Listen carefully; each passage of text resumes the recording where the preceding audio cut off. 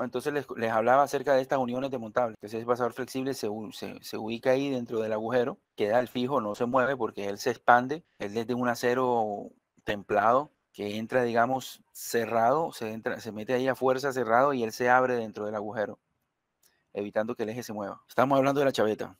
La chaveta es un elemento que sirve ¿para qué? Para transmitir la potencia entre un eje y una polea o un engranaje o cualquier otra pieza mecánica que esté sujeta al eje. Entonces ella va ubicada aquí en un chavetero, ¿sí? Precisamente en un, como se dice, en un chavetero dentro del eje y también en un cubo labrado en la rueda. Entonces ella va entrando ahí, mira cómo se fija, mira cómo trabaja y permite entonces la transmisión de fuerza entre el eje y la rueda. Se pueden utilizar pasadores para unir piezas. Bueno, esta horquilla que está aquí se une con esta pieza a través de un pasador. Generalmente son pasadores cónicos. Estos elementos son unas arandelas de seguridad y lo que sirven es para evitar que las tuercas se aflojen, inmovilizar las tuercas de esta manera. Este es un pasador velo. ¿Sirve para qué? Para unir un eje con una biela. Ya todo esto lo vamos a ampliar poco a poco. Están aquí, digamos, los pasadores de horquilla, bastante utilizados, digamos, para evitar que un elemento se salga de un eje. Claro que en situaciones que no son muy críticas. Y esta es las tuercas de seguridad. Las tuercas de seguridad que tienen aquí una banda de teflón y que cuando se aprietan sobre un tornillo, esa banda de teflón se adhiere, digamos, a las paredes de la rosca, evitando que ella se desajuste, ¿sí? se afloje. Entonces, sobre este tema vamos a hablar. Son elementos generales, elementos mecánicos para la unión e inmovilización de piezas y que se pueden desmontar. O sea, que tú en cualquier momento vas a hacer un mantenimiento, quitas el pin, quitas la chaveta, quitas el pasador, quitas la tuerca de seguridad. Pero igual todavía haría falta entonces la más importante, que son las uniones roscadas. Pero a ese le voy a hacer una presentación aparte más completa. Entonces miremos aquí, vamos a tratar uno por uno de los temas que les mencioné ahorita. Entonces aquí están viendo un ejemplo de un eje con una chaveta, aquí está el eje con la chaveta puesta y aquí está el cubo en el engranaje. Así de esa manera se puede transmitir la potencia del eje al engranaje. Entonces, ¿qué dice? Dice, las chavetas son las encargadas de transmitir el movimiento generalmente de la rotación de un eje a diferentes piezas mecánicas, ya sea un volante, poleas, ruedas dentadas. La práctica usual consiste en elegir una chaveta cuyo tamaño sea de un cuarto del diámetro del eje. Entonces miren esto. El ancho de esta chaveta, aproximadamente un cuarto del eje. Un cuarto del diámetro. Eso es una recomendación, digamos, general. No es exacta, pero más o menos así dice la norma. Ahorita lo vamos a comprobar en las tablas. Entonces se ajusta la longitud de la pieza según la longitud del cubo de la pieza montada y la resistencia requerida. Ya dependiendo, la longitud sí depende de lo que se necesite. La longitud mínima tiene que ser el ancho del engranaje. Esa longitud no está normalizada. Lo que sí está normalizado es la sección transversal de la chaveta. Si es cuadrada, entonces lo que está definido en la tabla es A por B, pero la longitud no. Cuando habla aquí de la resistencia requerida, aquí vamos a hablar acerca de esto. La resistencia que debe tener la chaveta debe ser un poco menor que la resistencia que tengan los otros materiales. De tal manera que si se traba, digamos, el engranaje y el motor sigue funcionando, lo mejor es que el elemento que se va a dañar sea la chaveta. O sea, que la chaveta sirve como un fusible mecánico. Aquí lo dice. Usualmente las chavetas se dimensionan según el esfuerzo cortante que se vaya a soportar. Esto se puede calcular obteniendo la potencia del motor que será encargado de mover el eje donde se colocará dicha chaveta. Entonces hay cálculos, cómo calcular, digamos, el esfuerzo cortante en una chaveta que está conectada en un motor de tanta velocidad, de tanto torque. Ahí está el esfuerzo cortante. Entonces hay que elegir un material que se dañe cuando pase ese esfuerzo de corte. Entonces hay que hacer un diseño, habría que hacer una selección del material de la chaveta, porque la dimensión de la chaveta la determina principalmente el diámetro del eje al cual lo vas a poner. Si tú dices que es un diámetro de 30 milímetros, ya la chaveta ya tiene sus medidas. Pero el material sí es importante pensar, elegir con qué tipo de material es más adecuado. Dice, las chavetas también son fusibles mecánicos. Deben estar diseñadas para romperse en caso de un sobreesfuerzo, protegiendo así las piezas mecánicas de mayor importancia como ejes, poleas y engranajes.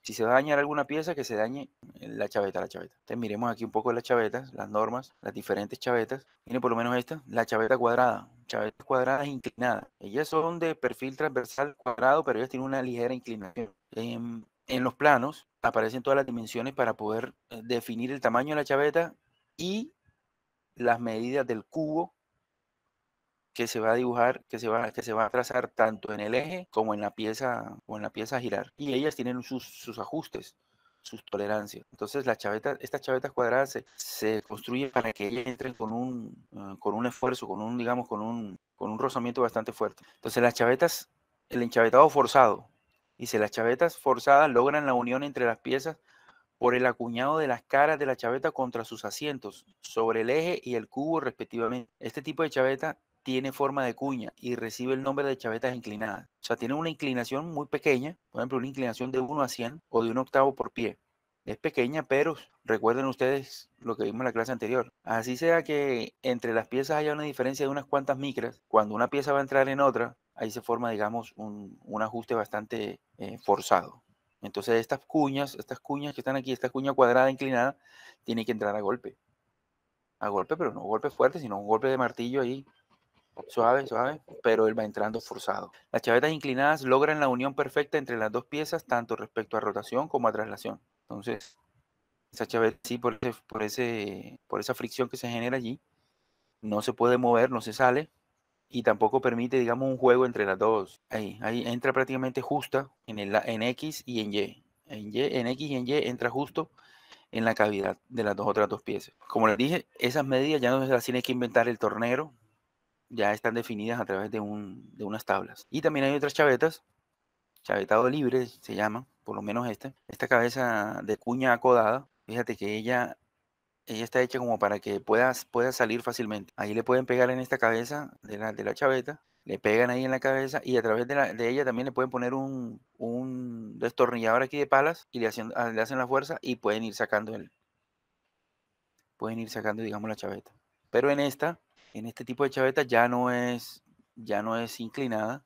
Y dice, este enchavetado libre impide la rotación relativa entre los dos cuerpos que unen, pero permiten la traslación. No se recomienda para acoplamientos precisos, movimientos circulares alternativos o choques, ya que existe un juego entre la ranura del cubo y la chaveta. Entonces, ya este tipo de unión no es tan fuerte como la anterior, digamos, son para situaciones de menos prestaciones. Y lo que dice es que se genera como una especie de diferencia entre las caras laterales. Entre las caras laterales se presenta, digamos, como una especie de juego, así sea de unas cuantas micras, pero ¿qué sucede? Que cuando el eje gira en un sentido a la derecha, gira a la izquierda, ahí se puede generar unos pequeños golpecitos, porque no entra justo exactamente, las caras laterales no se tocan con el otro, con las otras piezas.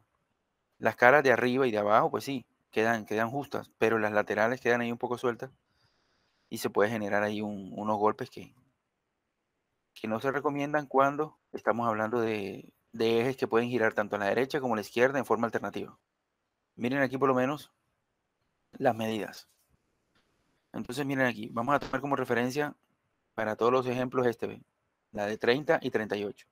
Dependiendo del diámetro, para un diámetro de un eje entre 30 y 38, los valores de A, B y H están definidos aquí.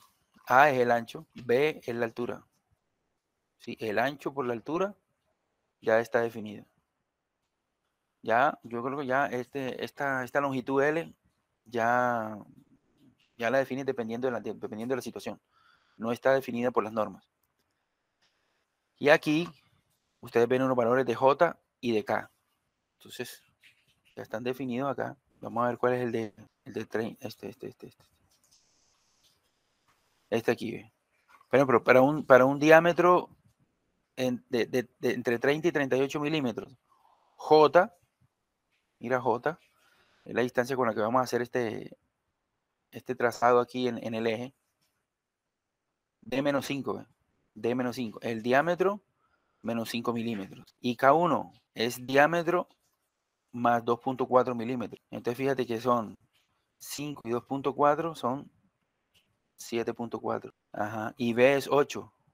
Ok, ahí podemos ir sacando cuenta. La altura de la chaveta es 8. Ojo con eso, ¿sí? Mira, ve. Eso entra forzado, ¿eh? Porque B es 8, pero la diferencia entre estos dos es 7.4. Entonces fíjate que entra bastante forzado aquí. ¿Sí ven? Entra bastante forzado. La distancia esta, el agujero, el hueco, el chavetero, tiene 7.4 y la altura tiene 8. Obviamente tiene que entrar forzado. A eso es lo que yo les digo. Bueno, entonces esas medidas ya están, tanto para las chavetas inclinadas, las forzadas, como las chavetas con talón. Aquí están todas las medidas. Entonces dependen. Ah, bueno, ¿y qué decía la recomendación? Decía que el ancho A, sí, el ancho A, sea, digamos, una cuarta parte del diámetro. Bueno, si es 38, 10 es más o menos una cuarta parte. Es como una tercera parte más bien, entre una tercera parte y una cuarta parte. Ahí más o menos se cumple. ¿Listo? O sea, miren aquí por lo menos otros tipos de chavetas, chavetas libres, chaveta paralela de forma A. Aquí también se define diferentes tipos de chavetas tipo A, tipo B, tipo C, dependiendo de la forma que tenga la vista superior. Y también está definido dependiendo del diámetro. Entonces aquí vamos a tomar como ejemplo este, igualitico, mira. Entre 30 y 38, A y B son 10 y 8. 10 y 8, 10 para A, 10 para A y 8 para B. Y J y K también están definidas. Entonces, aquí se define chaveta paralela forma A de 10 por 8, A por B por la longitud. Entonces, forma A, el valor de A es 10 por 8, o sea que es una chaveta para un diámetro entre 30 y 38 por 40. 40 tiene que ser la longitud. Ahora vienen unos tipos de chavetas que aquí le dicen chavetas achaflanadas. ¿A qué se refiere esto? Bueno, son chavetas que se les impide el movimiento axial, ya no se pueden mover, no se pueden salir de su lugar, debido a que en el eje se hizo un agujero, en ese agujero se puso un pin de ubicación, un pasador de ubicación, encima del pasador se puso la chaveta, mira que aquí, y ya la chaveta ahí no se puede mover. O sea, la chaveta se pone al agujero, al eje se le hace un agujero, en el agujero se pone el pin, encima del pin se pone la chaveta. Ya la chaveta ahí no se puede mover, no se puede mover, digamos, a lo largo del eje, se le impide el movimiento y arriba se pone la otra pieza, digamos el engranaje o la polea. Igualmente aquí están todas las medidas, entre 30 y 38 casi que se mantiene la misma medida, o sea, es un estándar. A y B, 10, 8, pero claro, ya aquí son muchas otras medidas que implica la construcción de la chaveta, pero aquí están todas las medidas. P, Q, U, V, Y, Z. Listo, todas esas medidas están aquí ya definidas en la tabla. Entonces, el tamaño de la chaveta lo define el diámetro. Hay otros tipos de chavetas. Estas chavetas son chavetas paralelas fijadas por tornillos. Entonces, miren la forma transversal de la chaveta, las dos vistas de la chaveta. Ahí podemos ver con bordes redondeados o con bordes cuadrados. Y miren la forma transversal. Entonces, aquí se van a poner unos tornillos.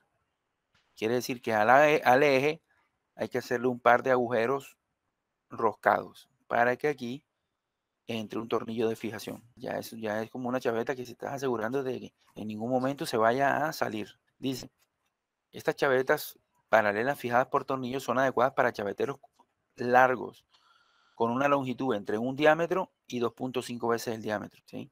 Ah, bueno, miren este ejemplo. Si una chaveta, en ejemplo, chaveta fija forma A, 10 por 8 por 63. Ah, bueno. Entonces 63 es la longitud y 10 es... Ah, no. Y vendría siendo entonces ¿qué?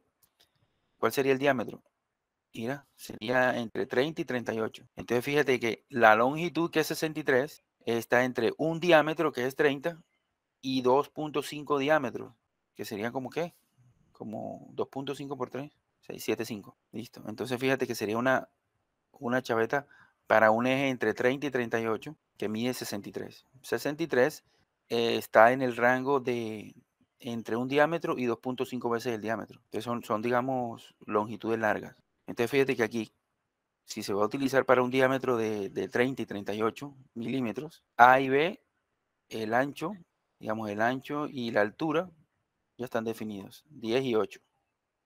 Y todas las demás medidas, E, F, J, K, inclusive el tornillo que debes utilizar, un M4, un M4. Aquí está diciéndote M4, entonces es el tipo de tornillo que puedes utilizar ahí. Entonces, cuando sean largos, cuando sean, digamos, longitudes largas, se pueden utilizar este tipo de chavetas. Dice, evite sobrepasar la longitud de 2.5 para facilitar el brochado del cubo. Se distinguen dos tipos por su forma, las chavetas con extremos redondeados y las chavetas con extremos rectos. O sea, esta de aquí y esta de aquí. Hay otros tipos de chavetas, como la chaveta Woodruff o las chavetas de disco. Miren aquí cómo se haría, digamos, el maquinado de una chaveta como esa. Se tiene que hacer a través de una fresadora. Todas las dimensiones de esta chaveta ya están definidas en los libros, en los planos. Generalmente se utiliza en el sistema inglés en pulgadas. Pero, dice, las chavetas de disco se utilizan sobre ejes de pequeño diámetro cuando el esfuerzo a transmitir es bajo. El eje queda muy debilitado por el chavetero. Entonces miren la forma como queda. Esta chaveta, que no es media circunferencia, sino un poquitico más, queda dentro de este chavetero y queda un poquito afuera. Esa cantidad de material que queda afuera sirve para trabar la otra pieza. Mire cómo se vería, digamos, el eje con la chaveta puesta.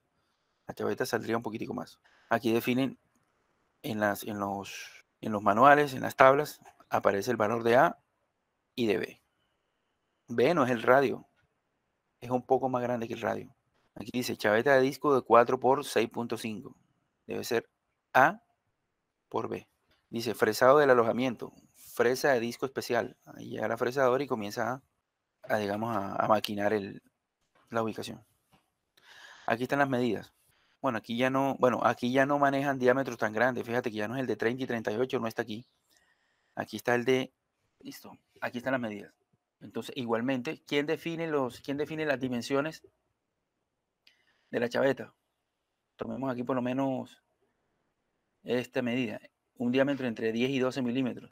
A igual a 4 milímetros. A, el ancho. B, bueno, pero aquí te da varias opciones. A ver, vamos a interpretarlo. Parece que B puede tener varias opciones, dependiendo del ajuste que tenga. Dependiendo del ajuste que se quiera obtener, se puede elegir entre estas opciones. Fíjate que aquí te está hablando de BH11, JH11, HF9. Entonces, habría que interpretar un poquito bien esta tabla. Pero igual aquí te dice los valores de A, B, C, E, el valor de F, el valor de H, todo lo necesario para poder fabricar, digamos, tanto la chaveta como el chavetero. ¿Sí? Ten en cuenta aquí que si el diámetro es, bueno, ¿cuánto es? A ver, C es 10. Bueno, listo. Aquí básicamente están, digamos, todas las medidas que se necesitan, lo que necesita, digamos, un tornero o la persona que lo vaya a fabricar. Aquí están las medidas. Y dependen básicamente del diámetro. El diámetro del eje. Recuerden que son para ejes pequeños. Sigamos. Bueno, eso con respecto a las chavetas. Hay unos elementos que son los anillos de retención. ¿Sí? Miren, por lo menos, yo creo que ustedes han podido ver este tipo de elemento mecánico por ahí en alguna máquina. Mírenlo aquí. Hace lo mismo que el pasador ese que les mostré al principio. Pero lo que pasa es que este anillo de retención entra dentro de una ranura. Aquí va una ranura. ¿Sí? Aquí, aunque no esté dibujada la ranura, él tiene que entrar dentro de una ranura y se deja alojado allí. ¿Cómo se ubica? Con estas pinzas. Estas son unas pinzas especiales que tienen unas puntas ahí para poder entrar en estos agujeros. Los anillos de retención externos, ¿sí? Se van a poner por fuera. Se abre la pinza, se ponen aquí Se ponen aquí los dos punticos, se abre la pinza, se entra dentro del, más arribita de la ranura y se deja en la ranura exterior. Por eso se llaman anillos exteriores. ¿Evitando qué? Evitando esto, fíjate. Este es un ejemplo de un anillo de retención con ranura exterior y ahí evita que el eje se salga. Obviamente que del otro lado también tiene que tener lo mismo. Del otro lado también tiene que tener lo mismo. Y aquí hay un ejemplo de anillos de retención internos. Entonces aquí también con un aparato como este, una pincita, pero ya para anillos de retención interno, se introduce aquí dentro de estos dos agujeros, se cierra, fíjate que te dicen, se cierra, entra con la pinza cerrada y cuando está adentro se abre. ¿Para qué? Para causar este efecto. Digamos, este anillo de retención que es amarillo aquí, está evitando que estas piezas se salgan dentro del cilindro, que se queden contenidas ahí adentro, que no se salgan. Entonces esos son anillos de retención exteriores e interiores. Digamos que son elementos ya normalizados. Elementos que no tenemos que inventarle las medidas ni nada de eso. Ya simplemente se escogen. Se escogen dependiendo de qué. Del diámetro. ¿Sí? Del diámetro al cual se vaya, digamos, a trabajar. Entonces se escogen básicamente. No, anillo de retención para un diámetro externo de anillo de retención externo. Aquí por lo menos tiene esta referencia, tipo 7102. Es el interno, perdón. No, perdón, disculpe. El externo. Estos son los externos. Y estos son los internos. En este libro que conseguí, los externos son de referencia 7102 y los internos son 7002. Entonces aquí ya básicamente están todas las medidas. Dependiendo de quién, las medidas ya están definidas dependiendo del diámetro del eje al cual se le vaya a poner. Entonces ya el diámetro indica todo, inclusive el espesor de la ranura. ¿Sí? O sea, lo primero que te define es que para un diámetro de 30 va a tener una ranura de 1.5 milímetros. ¿Sí? Con tal profundidad. Pues ya está definido. Aquí se buscan las medidas. Ya lo que el tornero tiene que buscar es la tabla para poder definir para esa situación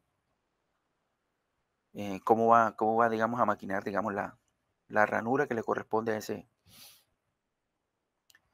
anillo de retención. Obviamente que esa ranura ya viene con unos ejes, con unas tolerancias para que quede con un cierto ajuste. Para que el tornero no se ponga ahí a inventar qué medidas le va a poner. No, una ranura en la cual quepa el anillo de retención. No es cualquier ranura. Bueno, miramos aquí. Chavetas Velo. Por aquí tenía. Listo, chavetas Velo. A ver, vamos a buscarlo por acá. Vamos a buscar aquí chavetas tangentes Velo. ¿Para qué sirven estas chavetas? Estas chavetas sirven para, bueno, ya casi no se están utilizando, pero sí es un elemento mecánico que permite la unión entre una biela y un eje. Anteriormente, no sé si de pronto todavía las bicicletas tienen ese mismo mecanismo. Mira, aquí está. ¿Sí? Entre más aprietes esto, más se va a unir el eje con la biela. Listo, ahí está. Ahora vienen los pasadores. Son otro tipo de elementos que utilizamos para fijar unas piezas o impedir que unas piezas se muevan o posicionar piezas. Vamos a ver qué dice aquí. Las uniones son desmontables a través de pasadores. Para el uso, dice, por el uso que se destinan, se dividen en pasadores cilíndricos, estos que están aquí, pasadores elásticos, estos que están aquí. O sea, que no son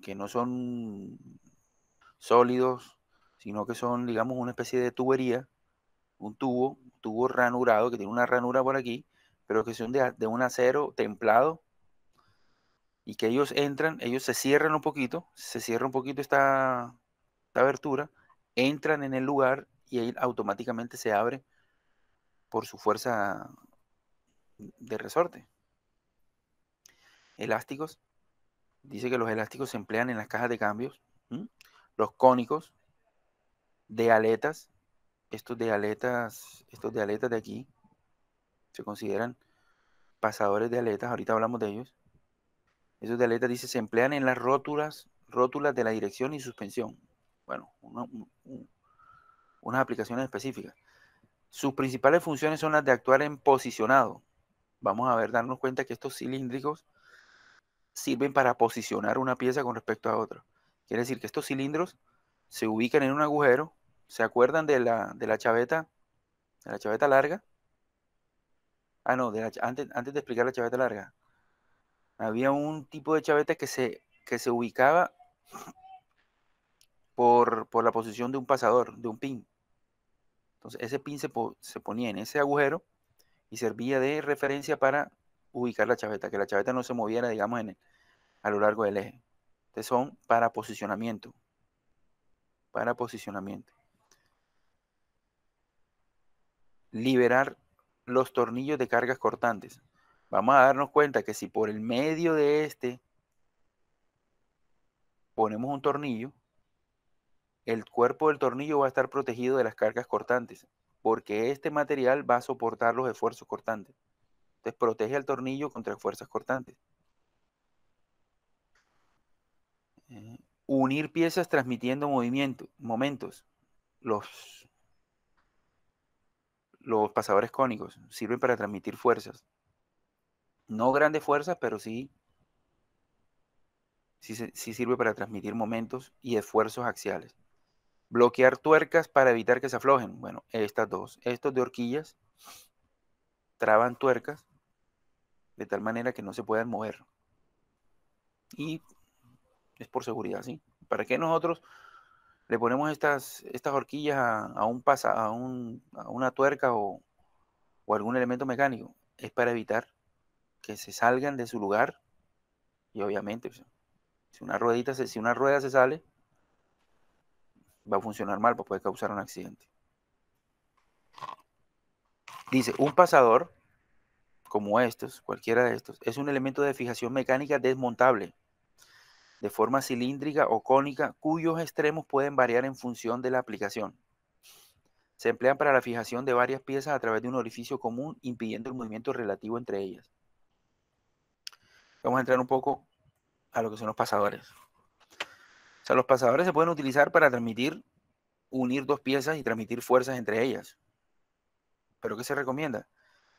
Que el diámetro del pasador no sea mayor o sea aproximadamente la tercera parte del diámetro de este eje. Listo, si este es 9, el pasador será 3. Porque si no se debilita mucho, digamos, el área transversal del eje. Entonces no se recomienda. Pasador de inmovilización. Unir una pieza con respecto a otra. Aquí viene el ejemplo de los pasadores de posición. Entonces, ¿qué pasa? Que estos pasadores se ubican en esta pieza, se ubican verticalmente en esta pieza, están verticales y sirven para posicionar esta otra pieza que viene aquí. Se pone justo arriba de ella y queda, digamos, ubicada exactamente donde va. Ya en este mecanismo se utiliza un tornillo para fijar completamente el conjunto. Pero estos dos ya ubican perfectamente, digamos, la pieza como tiene que ser. Pues se llaman pasadores de posición o pines.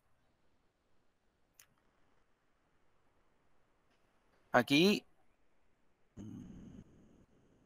se menciona, digamos, lo que son los pasadores cónicos.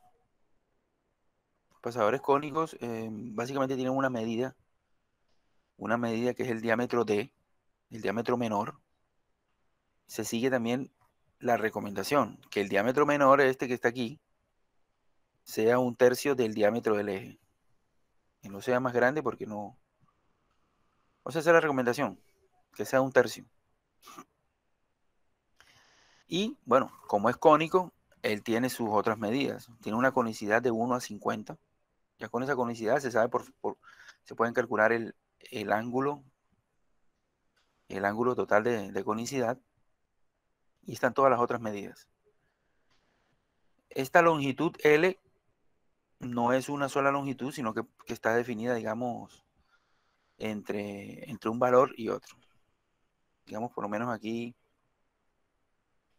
para un diámetro de un pasador con diámetro de 3 milímetros. Recuerda que estos pasadores se utilizan en piezas pequeñas. Entonces, para un eje de qué? Sería un eje de 9 milímetros, de 10 milímetros. Aquí están los valores de A, B, L necesarios para poderlo construir. Entonces ya son elementos que están normalizados. Es decir, necesito un pasador cónico para unir una pieza con otra, un eje con otro. Bueno, listo. La dimensión D tiene que ser un tercio del diámetro o de la pieza que esté aquí dentro de estos dos. Y todas las demás dimensiones ya están definidas por la tabla. Dice, longitudes recomendadas, ¿ve? Aquí las longitudes recomendadas son estas, ¿ve? O sea, te dicen que está entre 4 y 8, pero te dice, recomiendo 6. Entre 12 y 45, recomiendo 30. Recomiendo 20. Entonces, eh, son recomendaciones que se dan. Ahora vienen estos pasadores de aletas. Estos pasadores de aletas, miren lo que dicen. ¿Sirven para qué? Para trabar este tipo de tuercas. Mírenlo aquí. Miren hay unos tipos de tuercas como este, ¿ve? ¿Sí? A través de estas ranuras pasa, digamos, el pasador de aletas. Claro que hay que hacerle, digamos, un agujero al eje. Eso sí, hay que hacerle un agujero al eje para que el pasador pueda pasar. Mírenlo por lo menos aquí. O sea, ¿cómo sería?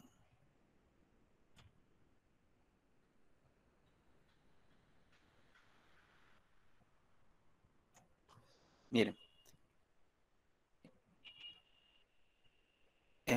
el agujero que hay que hacerle al eje del tornillo, ¿sí? Hay que maquinar el tornillo con un taladro.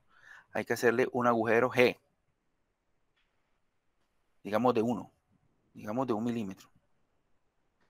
Y D, que viene siendo la distancia que da los, los dos alambritos del pasador, da 0,8. Quiere decir que 0,8 puede entrar perfectamente en 1 milímetro. Entonces él pasa ahí a través del eje y después se dobla. Obviamente se doblan estas dos paticas para evitar que la tuerca se vaya a mover. O sea, aquí lo que es trabar la tuerca, trabar la tuerca, trabar la tuerca a través de este pasador. Ya son elementos que ya están normalizados. Entonces dicen, estos pasadores se utilizan principalmente como inmovilizadores de tuercas. La inmovilización por pasador después de la tuerca implica una posición axial precisa para el taladro. Se debe evitar. También permiten la inmovilización en el sentido de traslación de ejes de articulación. Bueno, básicamente es esto. ¿Sirven para qué? Para evitar que las tuercas se, se desaflojen.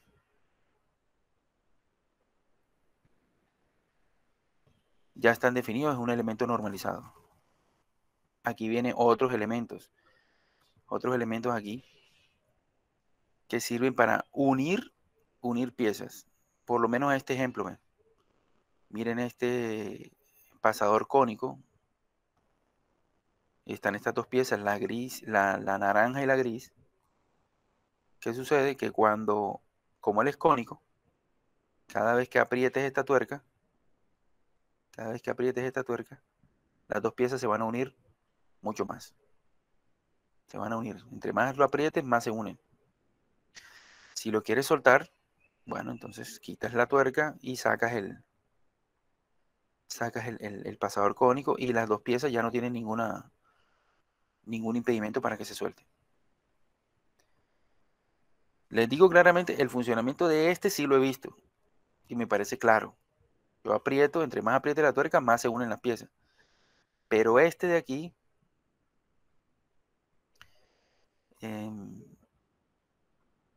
es para todo lo contrario. Entre más apriete la tuerca, sirve para aflojar las dos piezas, para soltar las dos piezas. ¿Sí? Las dos piezas están unidas y ¿cómo las vamos a separar? Apretando la tuerca, va separándola. Entonces dice, igual son elementos que están normalizados, mira aquí. Dependen de quién, del diámetro D. Mira, el diámetro D, que está aquí, o este aquí, el diámetro mayor del cono, es el que determina todas las demás medidas. Dice, estos pasadores aseguran una elevada precisión en la posición relativa de ambas piezas. El tipo A, que es este de aquí, el pasador de uso corriente para desmontaje por tuerca. Desmontaje por tuerca. Entonces se dejan instalados, se dejan en la instalación, puestos, para que cuando se vayan a quitar las piezas, digamos, se puedan quitar fácilmente en operación de mantenimiento. Y este de aquí, el tipo B, es utilizado en piezas sometidas a vibraciones, bloqueo por tuerca. Entre más lo apriete, más se unen las piezas. Y esto viene siendo unos pasadores ranurados. Entonces son unos cilindros que tienen como unas ranuras. O sea, no son cilindros lisos y perfectos, no, sino que ellos adrede se le han hecho como una ranura. Mira aquí, miren el corte transversal de ellos. ¿Ve? Entonces esas ranuras generan como una especie de puntas o se salen por más allá del diámetro. Obviamente que cuando va a entrar un eje, digamos, de 5 milímetros en un agujero de 5, cuando son cilíndricos normales, pues entran, dependiendo del ajuste que tengan, entran, pero ya definitivamente si tienen unas ranuras, ya no van a entrar sino a golpe. Va a quedar fijo, por lo menos este elemento, para entrar en un diámetro, vamos a tomar todos como 5, un diámetro de 5, tiene que entrar a golpe. Lo golpeas, entra hasta aquí en el agujero y queda este pin aquí afuera. Sirve para fijar otra pieza, para poner otra pieza encima de esa. Cada uno tiene su respectiva aplicación, ¿sí? Dependiendo, digamos, de dónde tenga la ranura. Por ejemplo, este eje tiene la ranura en el medio con los extremos lisos. Este tiene los extremos ranurados con el centro liso. Entonces miren unos ejemplos aquí. Extremos ranurados, centro liso, el G8, este de aquí. Entonces lo que pasa es que entra forzado en la horquilla, pero queda con movimiento libre de esta manivela, de esta pieza. Y este al contrario, tiene extremos lisos y centro ranurado. Entonces, ¿dónde va a girar libremente? Va a girar libremente sobre la horquilla y va a quedar unido fuertemente con la manivela. Ya eso depende de lo que se... Aquí por lo menos este pasador se metió fuertemente en esta pieza, atravesó la pieza y con el pin que quedaba saliendo se une a través de esta otra pieza. Es decir, es como para unir dos piezas. Para fijar. Son pines de fijación, pero fíjate que no son lisos, tienen una ranura. Que para sacar este pin hay que darle un golpe.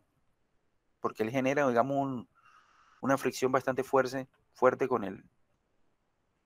Mira por lo menos estos dos. Estos dos, el GRR5 y el GGP2. Aquí, estos dos. Uno se ubica en una pieza y el otro se ubica en otra pieza. Y entre los dos, aquí se pone, digamos, un resorte. Me imagino que es para minimizar las vibraciones entre una pieza y otra, ¿sí? Entonces son ejemplos. Un remache, una especie como de remache para que una o dos piezas, el remache tiene su respectiva ranura y entra forzado allí. Remache de cabeza redonda, un remache de cabeza avellanada. Entonces son ese tipo de pasadores ranurados que hay una gran cantidad y dependiendo lo que se necesite, se pueden conseguir. Ahora vienen los pasadores elásticos. ¿Cuáles son esos pasadores elásticos? El primero que les mostré, que sirve para fijar el eje, o también para fijar cualquier otro tipo de piezas entre ellas. Miren aquí, la forma transversal así, es así.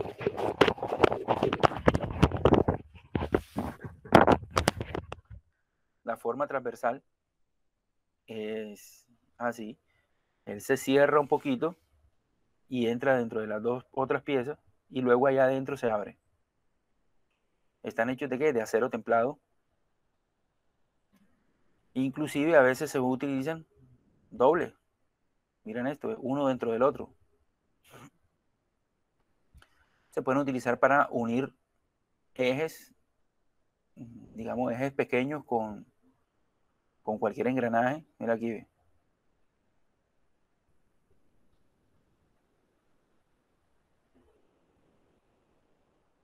Mira aquí. Aquí está el eje y aquí está el engranaje y se utilizó, digamos, un pasador elástico.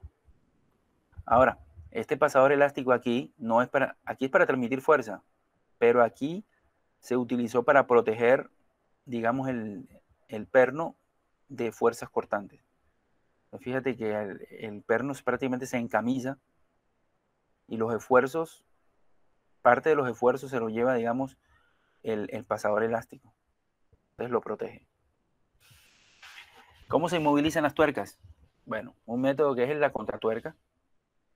Una tuerca principal se aprieta y después se aprieta una encima de esa.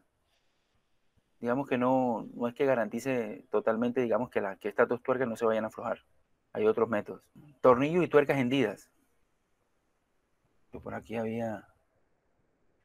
Entonces hay un tipo de tuercas, miren aquí, que se llaman tuercas hendidas. Hay unas tuercas hendidas que ellas tienen un corte, ¿sí? Y vienen suministradas así, vienen con una pequeña inclinación, una parte con respecto a la otra. Entonces, ¿qué sucede? Cuando ellas van entrando al tornillo, ellas se componen, supuestamente quedan ya correctamente puestas, pero esta parte de arriba le está generando, digamos, un esfuerzo sobre los dientes. Entonces, eso impide que se aflojen fácilmente. Dice, las tuercas hendidas o ciega, la tuerca se ciega hasta que el roscado quede cortado y después se aproximan por deformación permanente las dos partes. En el montaje, el tornillo obliga a la parte superior de la tuerca a enderezarse.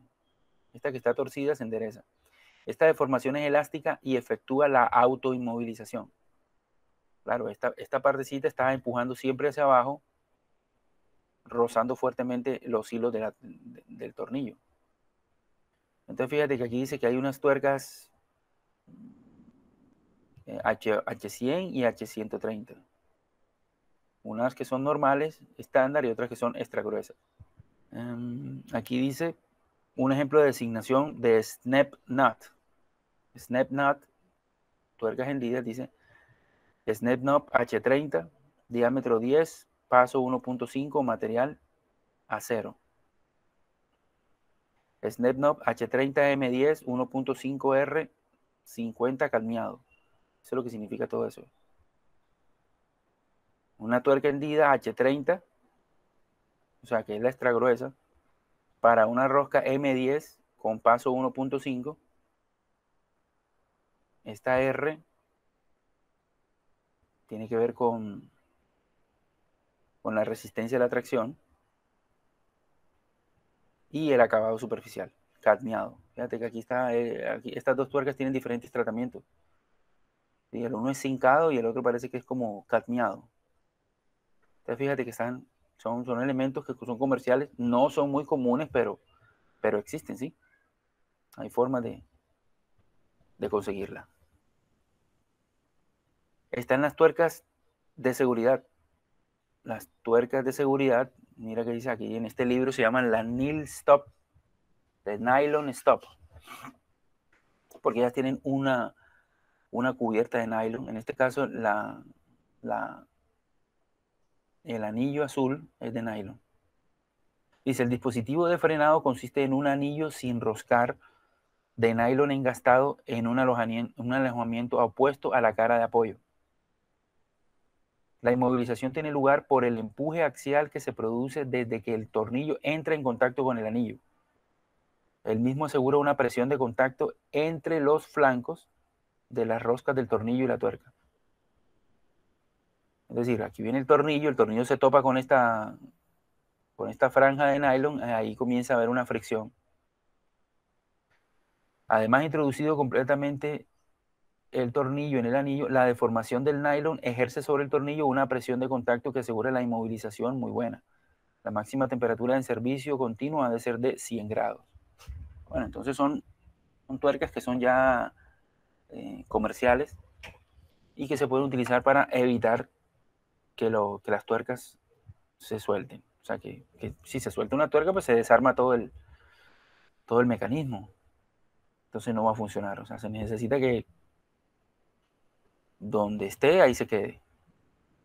Y fíjate, con un elemento normalizado, dependiendo del diámetro del tornillo, así serán, digamos, los valores de A y de H. De A es la distancia. Bueno, entonces ya son elementos que son normalizados y que son equipos que se pueden conseguir elementos que se pueden conseguir fácilmente en las ferreterías o en el comercio. Vienen otros elementos como las tuercas de las arandelas de seguridad. Arandelas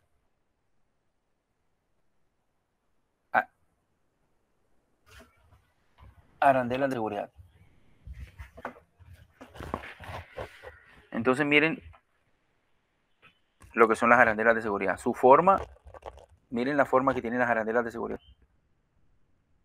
Son prácticamente unos anillos, pero que no son planos. Ellos tienen una pequeña deformación. ¿Qué sucede? Que cuando se aprieta la tuerca contra la pieza, ellas se aplanan. Pero ellas ejercen una fuerza en este sentido, en el sentido del eje, debido a que ellas prácticamente actúan como un resorte.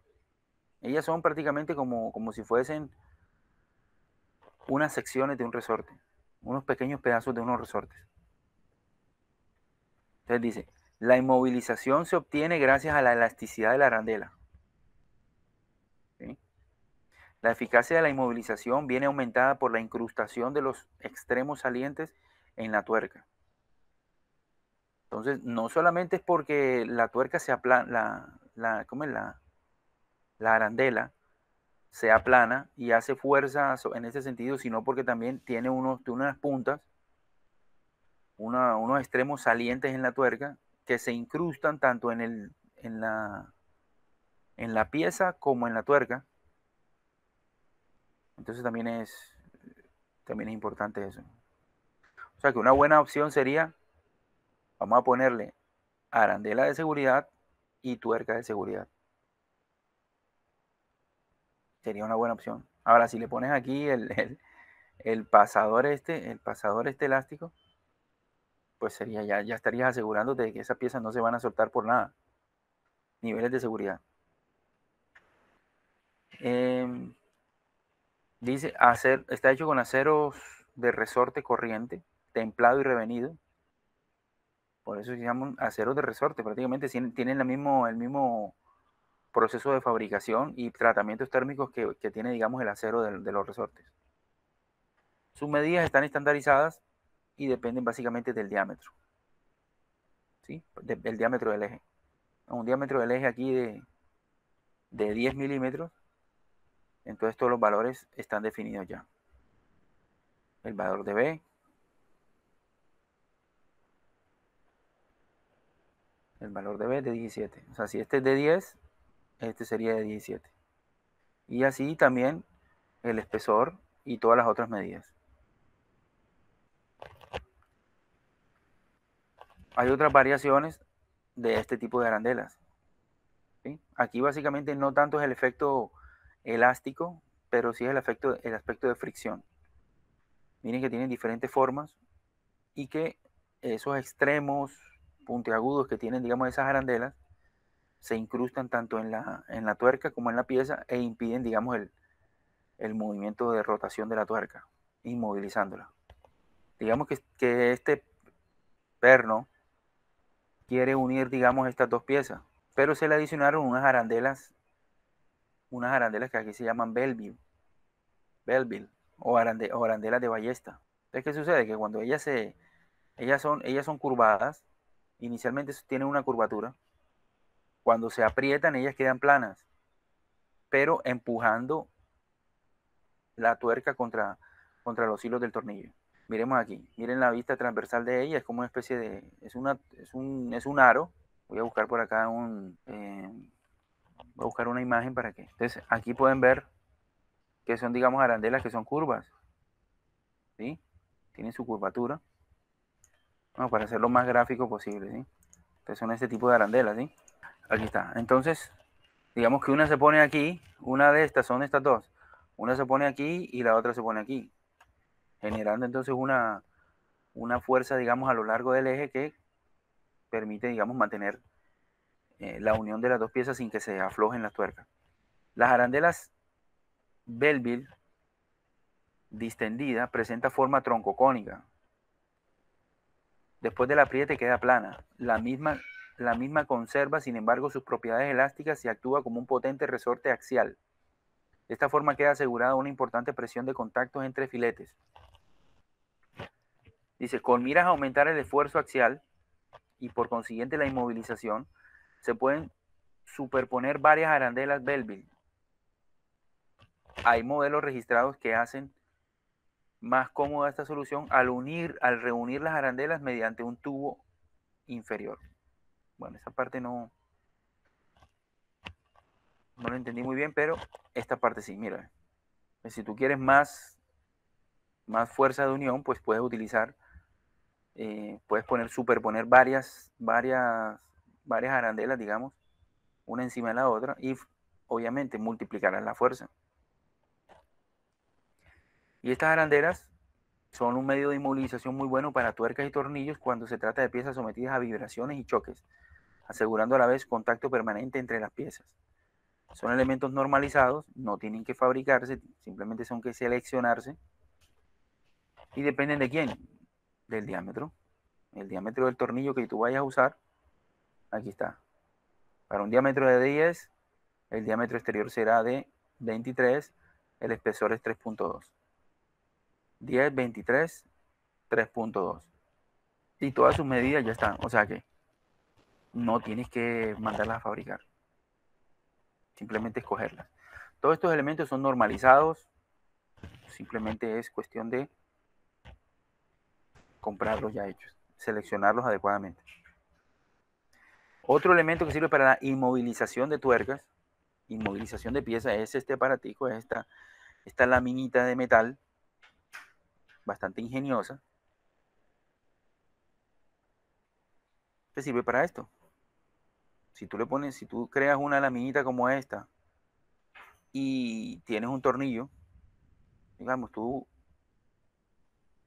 pones el tornillo, pones la tuerca, entre la tuerca y la pieza pones esta pieza. Y luego doblas este extremo contra la tuerca, contra una cara de la tuerca, y doblas este contra una cara de la pieza fija.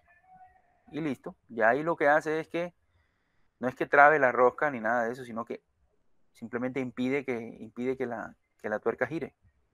Impide que gire y ya no se puede, digamos, eh, aflojarse. La inmovilización se consigue abatiendo uno de los bordes de la plaquita sobre la pieza, o sea, este de aquí, y levantando el otro contra la tuerca o el tornillo. Uno contra la pieza y otro contra la tuerca. Así quedaría, digamos. O otra forma, que es esta. O este modelo, cualquiera de los dos. Aquí se ve mejor. Esta partecita se dobla a 90 grados y esta partecita se dobla a 90 grados y ya. Siempre que se pueda, la verdad es que lo considero bastante ingenioso. O sea, realmente es algo genial.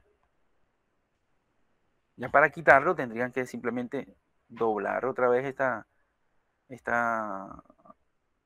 orejita de aquí y desapretar y aflojar, digamos, la tuerca. Esa parte de ahí, digamos que es un repaso general de estos elementos de uniones desmontables.